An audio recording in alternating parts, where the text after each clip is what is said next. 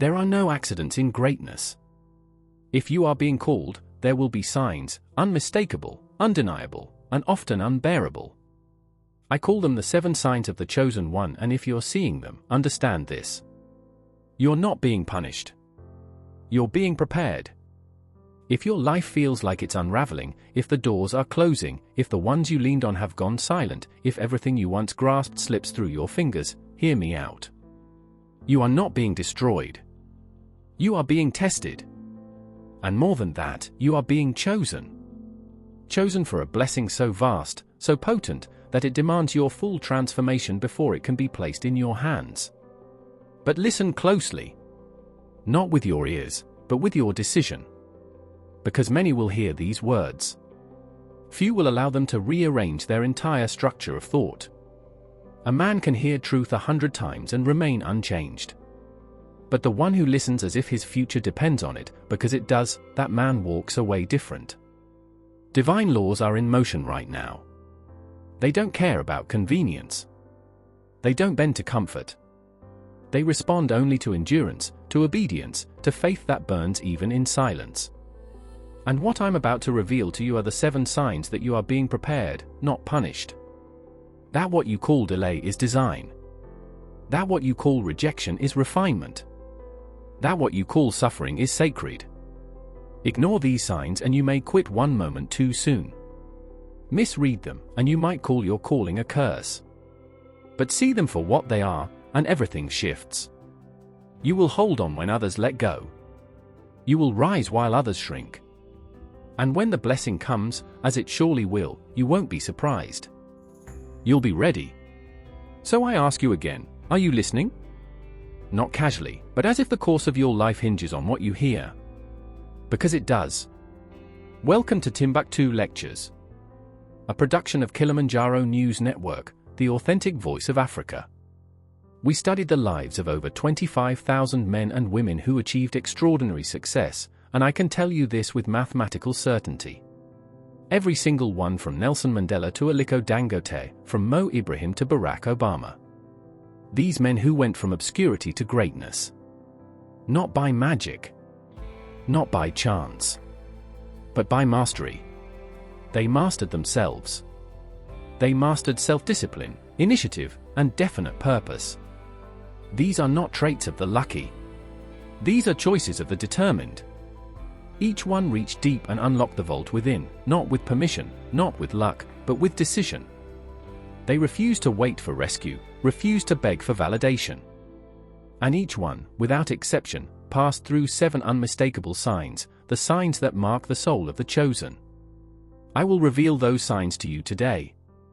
Because once they changed their inner world, the outer world had no choice, it bowed to their will. You too can command this power. Not by hope. Not by guessing. But by law. If life feels heavier than ever, that's not a sign of failure. It's a sign of nearness. Your blessing is close, but greatness is never handed to a man. It is forged in fire. Do not be deceived. Success is not luck. Prosperity is not inheritance. No one is handed empires without first proving they can shoulder the weight of responsibility, discipline, and delay. The road to greatness is not lined with ease, it is barricaded with fear, darkness, and silence. Why? Because only the man who walks forward through all of it, without applause, without certainty, is fit to carry what lies ahead. You must understand, the trial is not a trap. It is a gate. And every gate to power is guarded by fire. God doesn't test to destroy. He tests to reveal. Until you know what you're made of, you cannot hold what you're praying for. A blessing given too early becomes a burden. That is why the universe waits. That is why infinite intelligence observes. The test you're under is not punishment. It's preparation. The waiting season is not delay. It's divine training. Think of Nelson Mandela. He didn't stumble into greatness. He was shaped for it. Betrayed. Mocked. Beaten. But he endured. And when the world caught up to his vision, he was already prepared, because the furnace had done its work. So I'll tell you again. God will not place a crown on a man who cannot carry the weight of discipline. He will not multiply what you cannot manage. He will not elevate what fear still governs. You want abundance? Expect responsibility. You want influence? Expect refinement.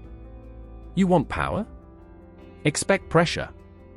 Every spiritual request is followed by fire. It is law. And only those who endure the fire receive the fullness of what they asked for. Mandela, Obama, Mo Ibrahim, Ilumelu. They were tested before they were trusted. The world saw the outcome. But the fire, that's where the foundation was laid. And so I ask you, will you see the trial as a curse or as your calling? Because if you endure, if you pass the test, if you stop cursing the fire and start cooperating with it, the man you become will not only be unshakable, he will be unstoppable. Let's begin. Sign number 1, you are being stripped of comfort. When God prepares a man for greatness, the first thing he removes is comfort. Not because comfort is evil, but because it makes a man soft. A life wrapped in ease never demands that you find out what you're truly made of. So the ground shifts. What you leaned on disappears. The familiar dissolves. You wake up one day, and everything that once gave you peace, your job, your plans, your people, has either vanished or turned against you. And all that remains is silence. That silence is sacred. You are not being punished. You are being pruned. You are being stripped not to shame you, but to strengthen you. Because no man can rise into power while still tangled in the cushions of mediocrity. Discomfort is a divine alarm clock. It says, it's time. You might ask, why is this happening to me? I tell you, it's happening for you. You asked for purpose, this is it. You prayed for strength, this is how it's given. You cried out for growth, this is the answer. Only when a man stands alone does he discover what he truly believes. Only then does he learn whether his foundation is built on faith or fantasy. Nelson Mandela didn't rise from luxury. He rose from loss. From silence. From a lonely, isolated village that gave him no applause. But from that fire emerged a man who could carry the burden of a nation. So I ask you, what are you reaching for in the dark? Are you rebuilding old comforts? Or are you building new character? This season is short, but who you become inside it will echo for a lifetime. And here's the secret, desire isn't born in luxury. It is born in lack. It is born when the world says no, and your soul still shouts yes, with nothing backing it but belief. The 6 ghosts of fear will visit you here. Poverty will lie to you. Criticism will sting. Health will waver. But do not fold. This is the proving ground. You will not discover your power while being coddled. You will find it when the world lets go and you keep standing. The man who depends on approval will never be free. The man who depends on comfort will never know command. But the man who walks through fire and still believes, he becomes unshakable. Discomfort clears the fog. It reveals what matters. It burns away illusion. It calls your purpose out of hiding. So I ask again, will you sit in the ashes, begging for ease to return? Or will you rise with decision? Because the man you become now, here, in this furnace, will be the one trusted with the next level of life. The stripping comes before the strengthening. It always has. It always will. Say this with me now. I do not fear the loss of comfort. I welcome it as proof of my rising power. I am being refined. I am being rebuilt. I am being readied. Comfort will return, but under your command. And you will never again serve it. You will make it serve you. Sign number 2, delays multiply, yet your vision refuses to die. There comes a moment on every great journey where the world goes quiet. The phone stops ringing. The progress stalls. You knock, and the door does not open.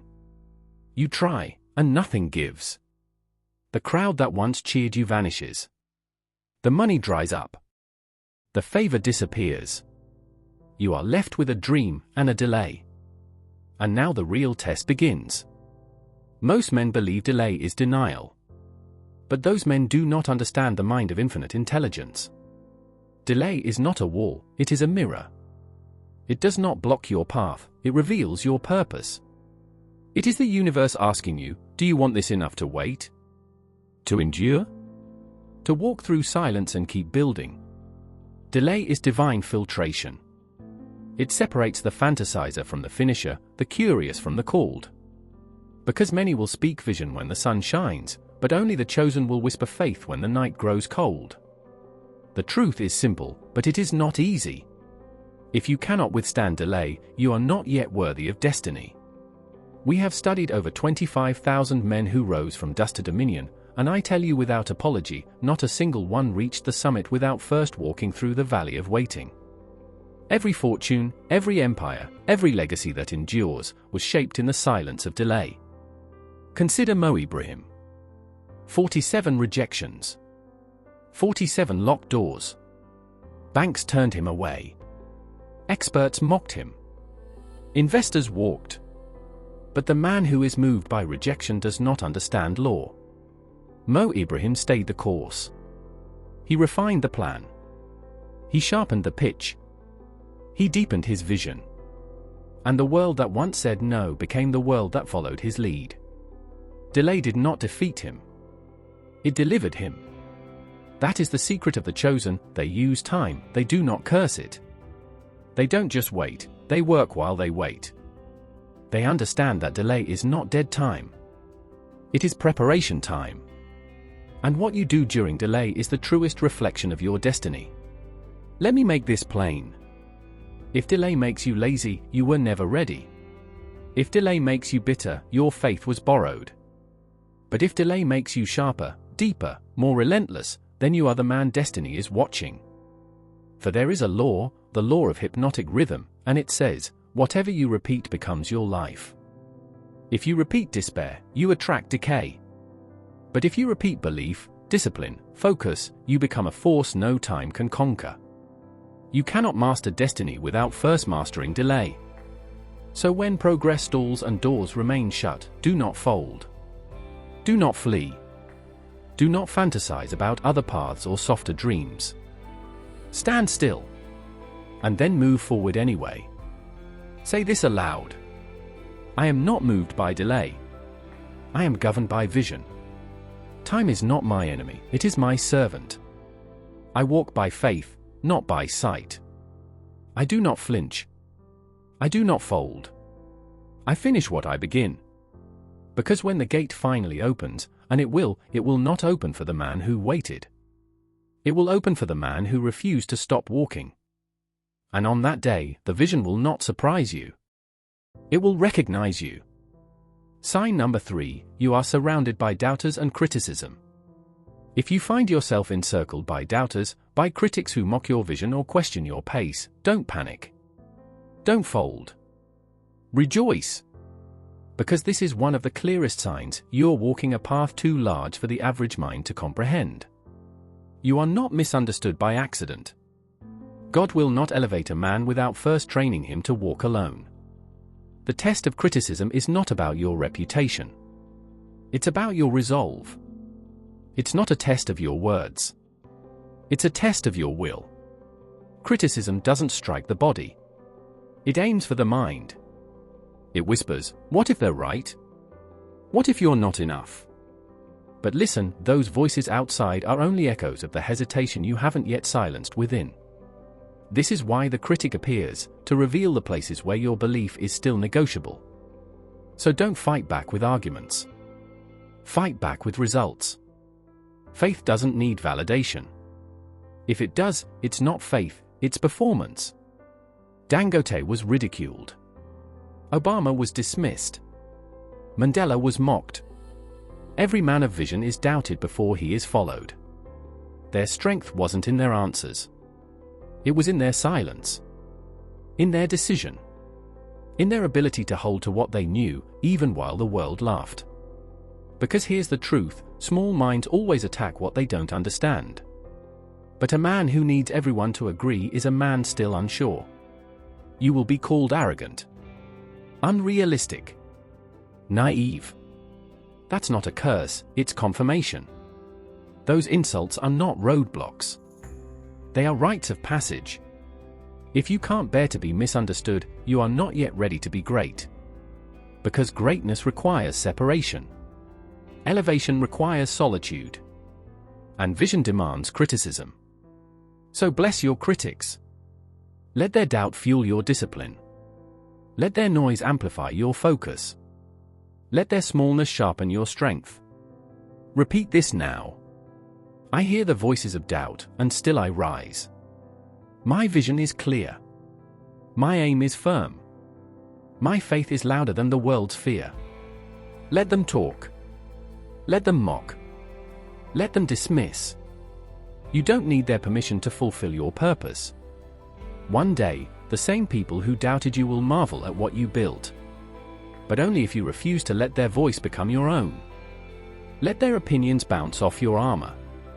Let your actions speak where your words no longer serve. Because in the end, what silences criticism is not defense, it's destiny. And you are walking straight toward it. Sign number 4. Everything you touch seems to fail.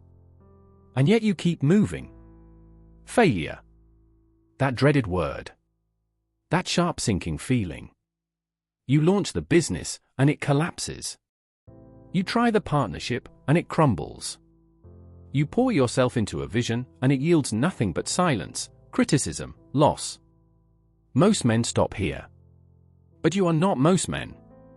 Let me tell you something eternal, something no university dares to teach and no religion says plainly enough. Failure is not your enemy. Failure is the forger of every man destined for greatness. When infinite intelligence chooses to bless a man, it first breaks his pride. It dismantles his illusions. Not to destroy him, but to introduce him to himself. The real self. The self that can build without applause, plan without reassurance, move without approval. If everything you try seems to fall apart, don't despair. You're being shaped. You are in the crucible. Because success that comes without testing is a curse. It inflates the ego and weakens the foundation. But success earned through the fire? Through humiliation, collapse, repetition, and relentless correction. That success cannot be taken. Not by markets. Not by critics. Not even by time. Look at Aliko Dangote. They told him the cement industry was sealed, dominated, impenetrable. They told him it belonged to foreign powers. They told him to pivot, to abandon the idea, to be reasonable. But reason has never built empires. So what did he do? He failed. Then tried again. Failed louder. Then built stronger. Suffered delays. Then deepened the plan. His vision was not casual. It was carved into him. And now, the man who was warned to stay out, owns the largest petroleum train refinery in the world. Salt, sugar, fertilizer, cement, industries he was never supposed to touch, now carry his name. You think that came from ease? It came from failure and refusal to be defined by it. Understand this, failure is a divine sorting mechanism. It asks one question, do you mean it? Do you mean your dream, or are you only loyal to convenience? Because the man who fails, studies it, adapts, and rises again, that man becomes unstoppable. Don't just survive failure. Dissect it. Work it like a craftsman works wood. Hammer it until it gives you what you came for. Every failed attempt contains a message, what was weak, rushed, or incomplete. A mirror, what was in you that sabotaged the effort. A map, a clearer view of what to do next. Failure is feedback, raw, brutal, sacred. But only the man who listens to it without ego will be trusted with success that lasts. Here's what most get wrong, they marry their methods, not their mission. They confuse the plan with the purpose. But maps change. Bridges collapse. Markets shift. The chosen don't panic, they replan. Quietly. Swiftly. without complaint. They are loyal to the goal, not the route. Write this down. I am loyal to the vision. But I am ruthless with my method. Try 10 times and fail? Try 20. Fall with all eyes on you? Rise anyway. Be mocked, underestimated, written off? Good. Let them write. Because the blessing doesn't descend when the path is smooth. It descends when you're ready to hold it. And that readiness is shaped in storms. Every fall, every false start, every no is polishing your resolve, tempering your soul. You're not being punished. You're being commissioned. And when your hands are full of ashes, and your heart full of fire, and you still decide to build again, that's when the universe takes notice. That's when the invisible gears begin to turn in your favor. So say this now. I am never defeated. I study my setbacks. I reforge my plan. I persist until I win. Let the world call it failure. You know better. It's instruction. It's initiation. It's alignment. And when you reach the summit, when your name is etched in stone, when the vision is no longer a dream but a reality, you will not thank ease. You will not thank luck. You will thank the fire that revealed your core. The fire that refused to let you quit. Remember this, you are not building for applause. You are building for permanence. You are not here for comfort. You are here for legacy. And legacies are built not in victory, but in recovery. So recover. Rise again. This time, with fire in your veins. And dust on your hands. And a plan too refined to fail. Sign number 5.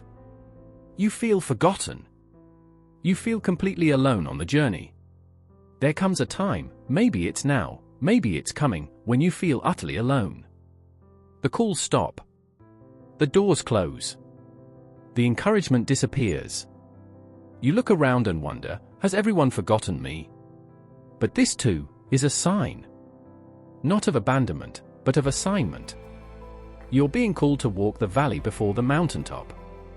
God does not raise a man addicted to applause. First, He separates him. Not to punish, but to prepare. Before the public favor comes, there is private fire. Before the crown, the cave. Before power, solitude. If you're on that lonely road, understand this, you're not being cast aside. You're being called up. The man who must be praised to keep moving will never lead. The man who needs company to stay focused is still immature in purpose.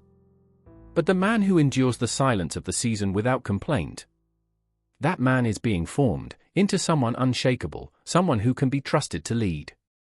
Dangote didn't start rich. He sold sweets. Borrowed money from his uncle. Worked long hours in obscurity, unnoticed. Yet his heart stayed certain, his purpose fixed. Through those quiet years, a titan was forged, not in the spotlight, but behind the curtain. Solitude is no punishment. It's the proving ground for self-mastery. When no one's watching, what do you think?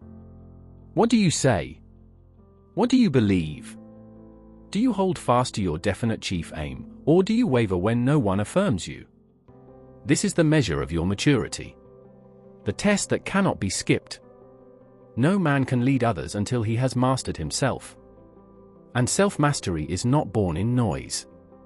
It is born in silence. When the room is empty, the reward's unseen, and only your creator hears your commitment, that's where strength is built. That's where power is born.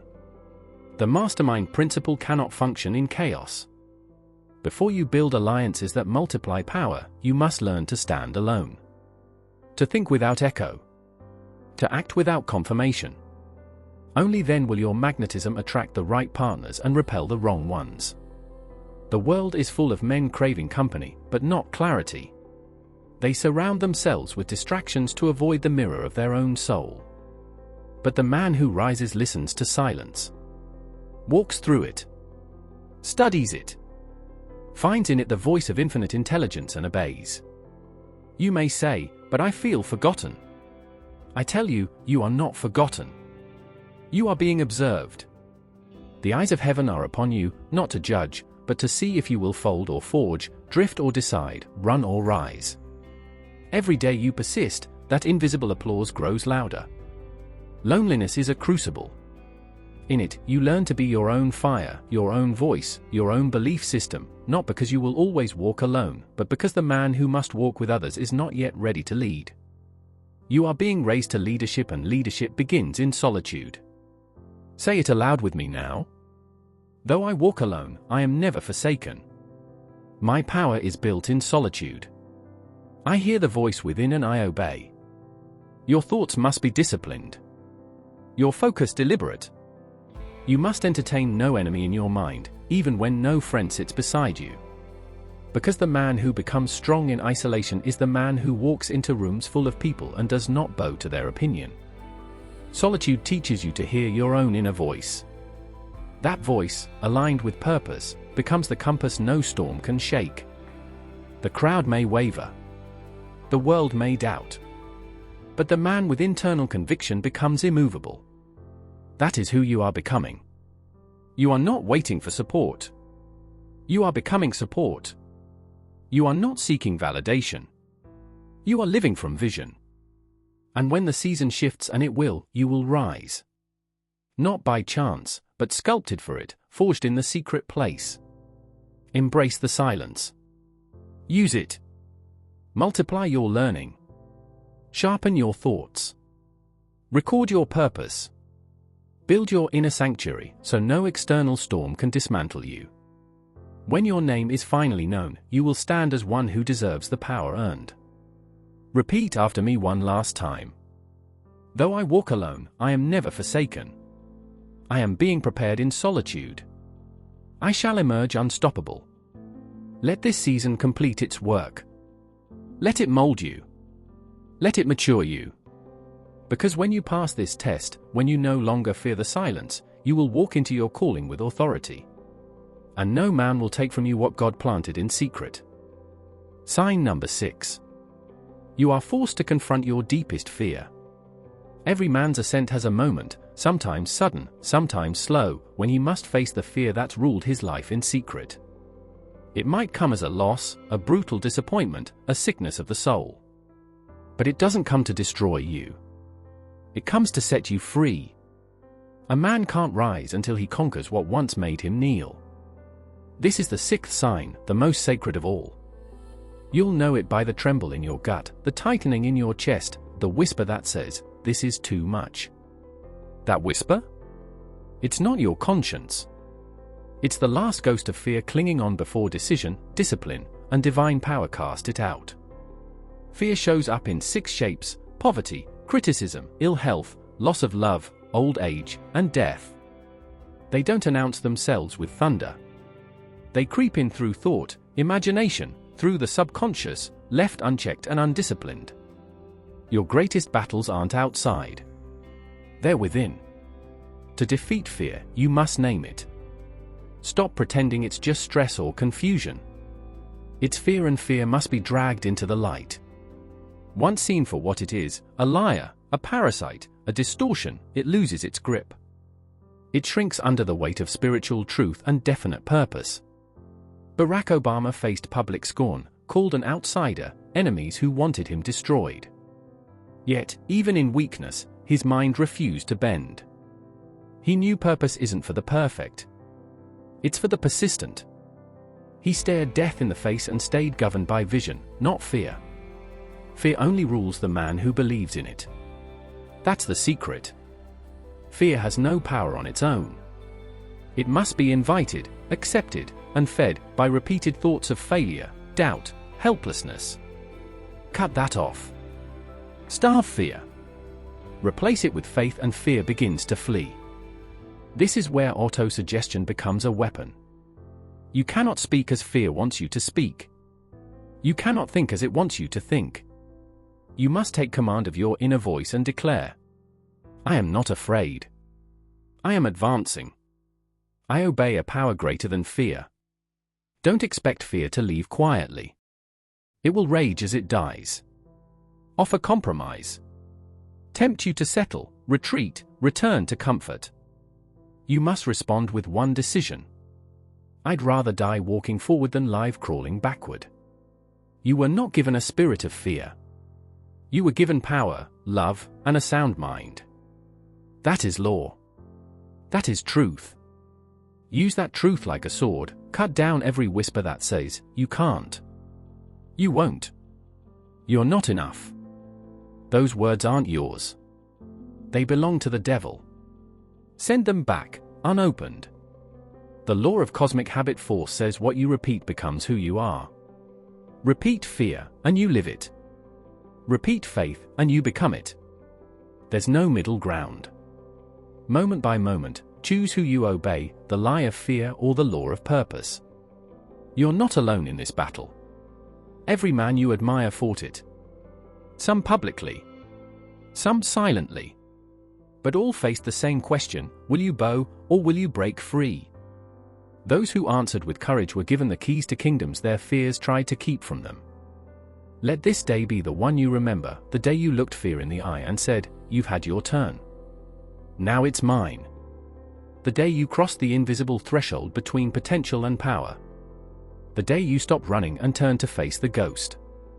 Say it aloud now. Fear is not real. It is a liar. I outgrow it by faith, decision, and action. I do not bow.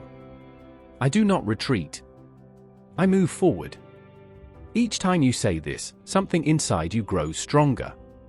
Something ancient and eternal, the part of you never meant to be ruled by fear, but to master it. Once you do, the path ahead opens, not because fear is gone, but because you are greater than it. Don't ask to be free of fear. Ask to be so strong that fear no longer moves you. That is true victory. That is the sign the blessing is near. No man is trusted with greatness who still trembles at shadows. But the man who has defeated his demons becomes king in his own spirit. You have arrived at that moment. Now, decide. Step back into safety, or step forward into power. I already know what you'll choose. Because the voice inside you is no longer fear's voice. It's the voice of faith becoming flesh. Sign number 7, you are asked to surrender everything, except faith. There comes a moment on the path to destiny when every external crutch is stripped away. The support vanishes. The resources dry up. The people disappear. The plans fall apart. And you are left with nothing except belief. This is not a mistake. This is the final test, the test of surrendered faith. God will reduce you to your foundation, not to destroy you, but to reveal what you've truly built your life upon. If your strength was in money, He may allow poverty. If your identity was in applause, He may allow rejection. If your trust was in people, He may allow isolation. Not to punish you, but to free you from false gods. You prayed to be used. You cried out for greatness. You asked for a life of purpose and power. Now you are being answered. Because God cannot place a crown on a man whose loyalty is still divided. You cannot serve both fear and faith. You cannot cling to safety while praying for strength. You must surrender. Not to defeat, but to destiny. Not to weakness, but to wisdom. Surrender is not the collapse of the weak. It is the decision of the strong. It is the moment a man lays down his illusions and stands on spiritual truth alone. Say it with me, even if all is taken from me, I will not lose belief. That is the cry of the blessed. As I write and deliver these Timbuktu lectures, I am not a wealthy man. I am not a celebrity. I have no titles. I have no audience to please. I have only faith. I obey an invisible command. I speak what I believe will one day free millions across Africa. And though I do not know how it will reach them, I know that it will. That is surrender. To act without guarantee. To believe without evidence. To obey without applause. Every man who has walked the path of greatness has passed through this very place. The place where he said, though I have nothing, I still believe. That is the man who receives the blessing. You may be standing at the edge of everything you once trusted. Everything familiar is gone. Everything certain is shaken. But I tell you, this is holy ground. Because here, only here, your belief is no longer borrowed. It is forged. It is owned. It is yours. And no man can take it. This is not the loss of all. It is the removal of noise. It is the invitation to walk, not by sight, but by faith. And faith, when all else is gone, becomes a force so unstoppable it draws provision from places you never imagined. You do not need proof. You need persistence. Let the storm come. Let the winds rise. You will not be moved. Not because you see the outcome, but because you trust the outcome. Because a man standing on spiritual law cannot be buried by circumstance. He may fall, but he rises with fire. Your definite chief aim still lives. Even if the house falls. Even if the support vanishes. Even if the world says you've lost. You have not lost. You have been refined. And what you are building now is not paper wealth. It is power. It is spiritual steel. And it is unshakable. Say it again, even if all is taken from me, I will not lose belief. Faith is the key that unlocks my riches. My supply is infinite. My trust is unbreakable. This is how a man becomes untouchable. Not by hoarding goods, but by mastering trust. Not by clinging to what he sees, but by obeying what he knows. This surrender is not weakness. It is alignment with infinite intelligence. No plan survives without this level of trust. Because all plans are tested. All paths are stormed. But the man who walks forward with eyes on the invisible. The man who obeys when nothing affirms him. That man becomes what no enemy can defeat. Do not ask to understand everything. Ask to obey without understanding. That is faith. That is the mind that moves mountains. That is the man God blesses. Not in comfort, but in courage. Not in safety, but in surrender. Say it one last time, even if all is taken from me, I will not lose belief. I trust the law. I follow the voice. My blessing is near. You will look back on this hour not as the end, but as the beginning. The hour your faith became real. The hour your strength was not borrowed, but born. And when the blessing comes, and it will, you will not be surprised. You will be ready. The final chapter. The man God blesses cannot be broken. There comes a moment, a shift, quiet and final, where a man looks back on the storm, the silence, the slow-burning years of unseen labor, and knows. He knows he is no longer in the fire. He is the fire. If you're being tested, hear me now. You are being trusted. This is not chaos.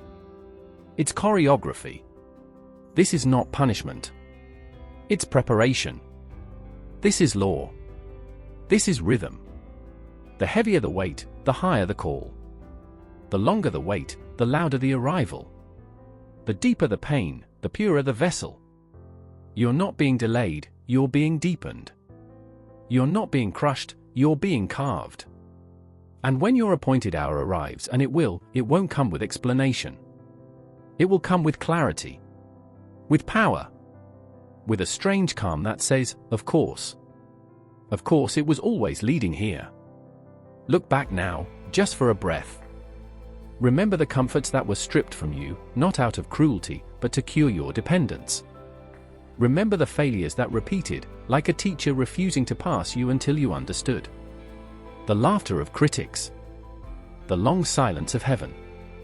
The fear that gripped your lungs at night. The weariness. The bone-deep surrender. The emptiness that left no distractions, only direction. And yet, you are still here. Still showing up. Still listening. Still refusing to cave to mediocrity. That is no accident. That is evidence. Because God does not bless the clever. He blesses the consistent. He does not reward the showman. He anoints the obedient. And you obeyed. You walked through fire without theatrics. You served in silence. You stayed when others scattered. Each trial wasn't a curse, it was a seal. A mark. A molding. And now? You are not who you were. That man, the one who needed applause, who waited for certainty, who asked for permission, is gone. He died in the wilderness. This man doesn't beg the storm to pass. He becomes the one who commands it. Some men are broken by trials. Others are broken open. And when a man breaks open, he is no longer bound by fear, or fame, or the need to be understood. He becomes free. So now the question is no longer can you survive? You already did. The question is, what will you do with your survival? Will you return to the comfort of drifting and procrastination? Or will you carry this flame forward, into nations, into industries, into generations? Because the blessing is no longer distant. It's at your door. And only the man of decision can open it. You cannot go back. You know too much. The old habits? Dead. The old excuses? Useless. The old circle? Not meant to follow you here. Take up your tools. Take up your sword. Take up your schedule. Write your definite chief aim. Place it where your doubt can see it. Speak it morning and night until it becomes you. Breathe it like air. Build with it like stone. Say it now, not as a wish, but as a war cry. I am the man God is preparing for greatness. I welcome the test. I obey the voice. I persist. I do not fear. I do not drift. I rise. Say it again. Not louder, but with conviction. Because the law of cosmic habit force has been activated. And every repetition is now sacred. Each thought, each action, each refusal to quit, you are laying brick upon eternal brick. You are building the house of a man who cannot be broken. And when the world finally sees you rise, they won't see the pain, the nights, the near collapse. They'll see strength, calm, clarity, and they'll call it luck. But you'll know better. You didn't wait for the blessing. You became the kind of man it had to find. So now, go. Build. Speak. Lead. Bless. The test is complete. And the man who remains cannot be broken. Congratulations. Well done. What you just heard was not a speech. It was a mirror. A furnace. A spiritual rebirth. This was not crafted to impress you. It was designed to confront you. To shake loose the illusions and awaken the man within, the one who's been buried beneath excuses, distractions, fear, and delay. You've just walked through 7 signs.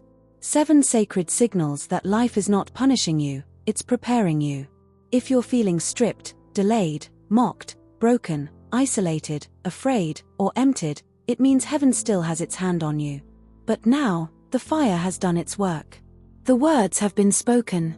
The test has been named. And you, my brothers and sisters, have no more room to drift. You are no longer waiting for someone to rescue you. Because you now understand, no one is coming. You are the rescuer. You are the answer. You are the vessel. So take this moment and mark it. Let it cut. Let it shape. Let it demand more from you. Write the vision. Speak it aloud. Move your feet. Make the call. Burn the old script. Build the new rhythm. Whatever it takes, become the man who cannot be broken. And when people ask you how you did it, you won't need to explain. Because your life will say it loud enough. I was tested. I was chosen. I was forged. And I rose. Now go and let your next action be proof that you were listening. Timbuktu Lectures is a production of Kilimanjaro News Network, the authentic voice of Africa. Broadcasting in Swahili, Arabic, Hausa, English, and French. Don't forget to like, share and scan our QR code to access our YouTube channel and website. Revisit this lecture again and again. Share with your focus group, mastermind, friends, and family.